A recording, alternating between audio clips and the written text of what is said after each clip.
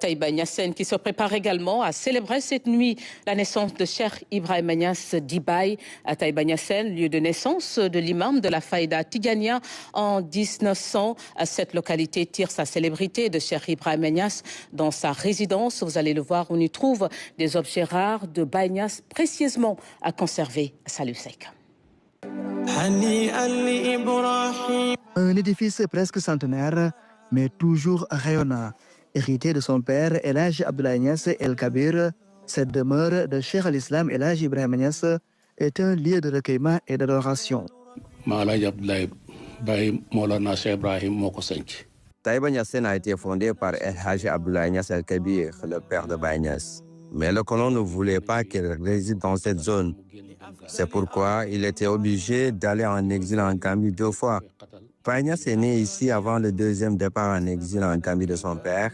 Et tous ses petits frères et petites sœurs sont nés en Gambie.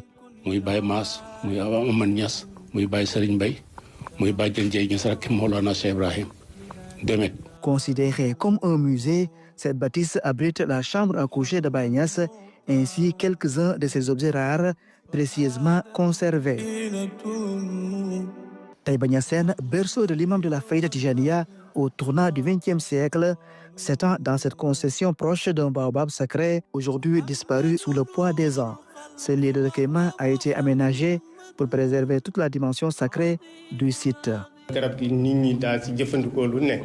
Le baobab qui était ici jouait un rôle central dans la vie quotidienne des populations. Ces écorces ont été utilisées pour soigner l'infertilité féminine.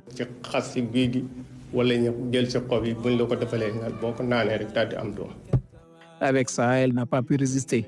Il est tombé un jour après la prière de Tisbar sans causer de dommages matériels. Taïba Niassène reste un lieu de retraite spirituelle et de travail pour Cheikh Ibrahima Niass.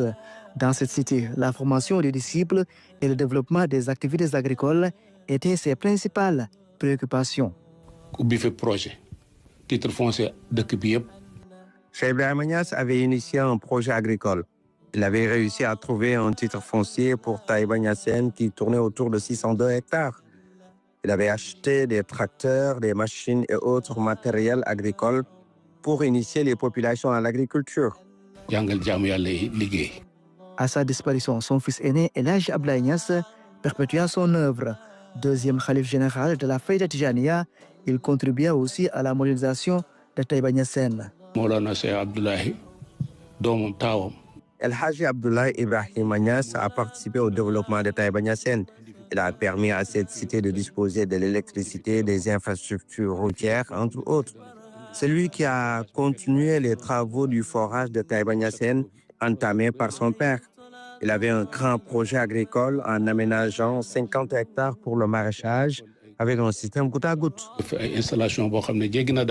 Aujourd'hui, Cheikh Mohamedoul Mahi Ibrahima Niass poursuit cet héritage.